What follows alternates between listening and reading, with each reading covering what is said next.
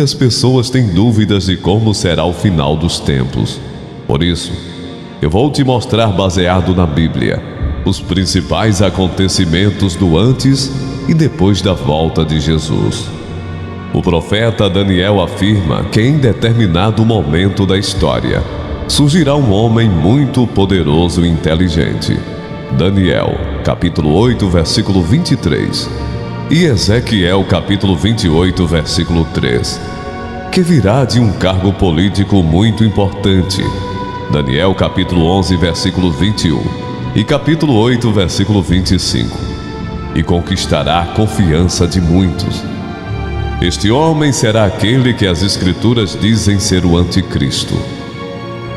Com seu poder de persuasão e um discurso voltado para a paz e a prosperidade, o Anticristo convencerá os líderes das maiores religiões do planeta que a melhor saída para a humanidade será a criação de uma aliança mundial que, segundo ele, trará harmonia absoluta a todos os povos da terra.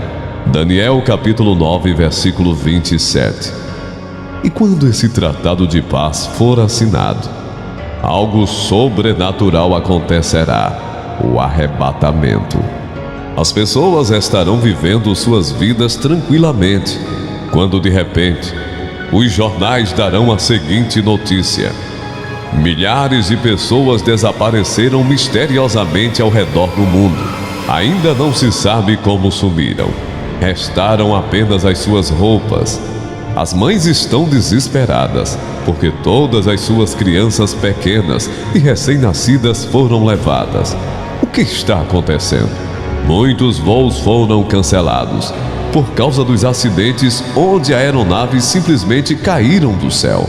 O mesmo aconteceu com o trânsito. Várias batidas aconteceram ao mesmo tempo, ao redor do mundo, e ninguém consegue achar os motoristas. Os hospitais estão lotados com tantas vítimas, mas nem todas conseguem atendimentos, pois faltam médicos e enfermeiros que sumiram, também sem deixar rastros.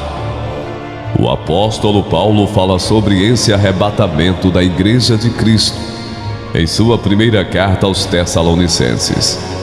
Irmãos, quanto aos tempos e épocas, não precisamos escrever-lhes, pois vocês mesmos sabem perfeitamente que o dia do Senhor virá como ladrão à noite. Quando disserem paz e segurança, então de repente a destruição virá sobre eles, como dores à mulher grávida, e de modo nenhum escaparão. Mas vocês, irmãos, não estão nas trevas, para que esse dia os surpreenda como ladrão. Vocês todos são filhos da luz, filhos do dia. Não somos da noite nem das trevas. 1 Tessalonicenses capítulo 5, versículos 1 a 5. Você já parou para pensar no caos que o arrebatamento irá causar em todo o mundo? Milhões de pessoas sumindo do nada. Câmeras de segurança registrando o desaparecimento repentino das pessoas. Esse será o início do fim. Enquanto isso, o Anticristo continuará a ganhar espaço e, em pouco tempo, se transformará no grande líder do planeta. O início de seu governo será de muita paz, pois ele convencerá os líderes de todos os países de que, com ele à frente da política, da fé e da economia, tudo caminhará bem e que todos serão felizes. O Anticristo será um homem muito complexo, diferente de todos os outros homens que já pisaram na terra. Ele será soberbo, mas ao mesmo tempo gentil. Terá uma postura ameaçadora, mas também transmitirá tranquilidade ao mundo. Sua sabedoria e carisma conquistarão a todos e farão dele a pessoa mais admirável e querida entre todos os habitantes do planeta. Apocalipse capítulo 13, versículo 4. Tudo isso vai torná-lo o homem mais notável e importante de todos os tempos. Os palestinos reconhecerão Israel como nação, e concederão uma parte de seu território para que um terceiro templo do Senhor seja construído. Em contrapartida, os judeus vão ceder parte da cidade de Jerusalém para que lá seja criada a capital da Palestina. Essa aliança do anticristo, porém, só trará uma paz temporária e superficial a Israel e ao seu povo. No início ela será reconfortante, mas depois de 3 anos e meio, ela será quebrada, e os gritos de alegria serão substituídos pelos de aflição. Como todas as obras de Satanás, a felicidade se transformará em dor e violência. Será o início do período da grande tribulação. Além disso, uma série de catástrofes naturais vai começar a assolar a Terra. Florestas incendiadas, vulcões em erupção, maremotos, terremotos, tsunamis. Tudo isso trará medo e angústia àqueles que ficaram para trás. O profeta Joel escreveu: aquele dia, sim, o dia do Senhor está próximo. Como destruição poderosa da parte do Todo-Poderoso, ele virá. Joel capítulo 1, versículo 15. O mundo entrará em colapso e a grande maioria dos países enfrentará uma crise jamais vista na história. Diante desse caos, os líderes desses países terão que ir atrás de recursos naturais que ainda geram dinheiro para tentar restabelecer sua economia. E isso causará muitas guerras, pois não haverá recursos para todos.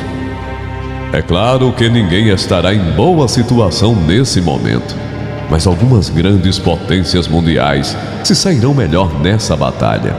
Imagine só a opressão em cima dos países menores, que possuem recursos valiosos como água, minérios e petróleo. Provavelmente serão massacrados pelos grandes. Nesse momento, as alianças políticas não serão mais as mesmas. Todo mundo será mais egoísta, pois terá suas próprias prioridades. Após destruir os pequenos, os grandes países lutarão entre si, em busca de sua sobrevivência e manutenção de sua soberania. Bombas nucleares, armas biológicas e químicas, tudo isso ajudará a acabar com um pouco de comida e de água que sobraram no mundo. Resultado: ou as pessoas morrem pela guerra, pela sede ou pela fome.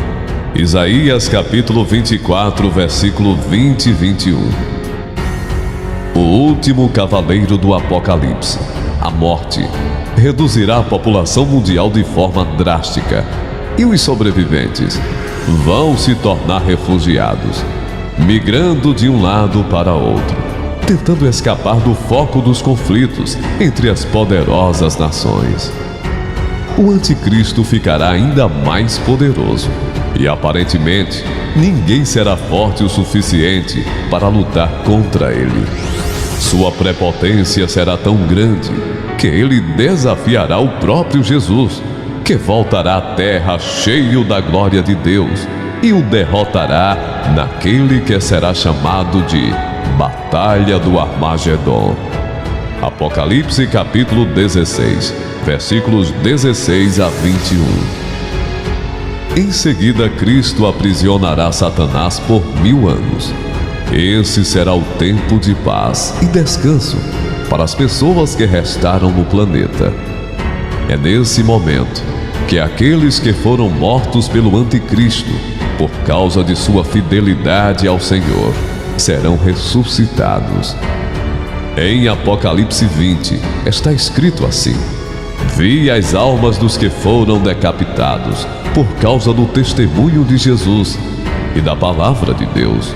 Eles não tinham adorado a besta nem a sua imagem, e não tinham recebido a sua marca na testa nem nas mãos.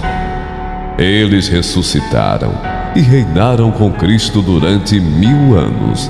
Apocalipse capítulo 20, versículo 4. Assim que terminarem os 1000 anos, Satanás será solto da sua prisão para enganar as nações que estão nos 4 cantos da terra, com o objetivo de destruir o reinado de Cristo. A Bíblia diz que o número de soldados desse exército maligno será tão numeroso quanto a areia do mar. Apocalipse capítulo 20, versículo 8. Essas nações irão marchar até a cidade de Jerusalém. Porém, Deus enviará fogo do céu e as destruirá completamente.